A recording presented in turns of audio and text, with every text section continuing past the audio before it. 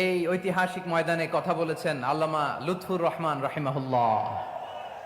চলে গিয়েছেন আমাদেরকে ছেড়ে। তিনি বলতেন, ইনশাল্লাহ মিজান আবার আসবে। হুজুর, আমি তো আসলাম, আপনি তো আমাদেরকে ছেড়ে চলে গেলেন।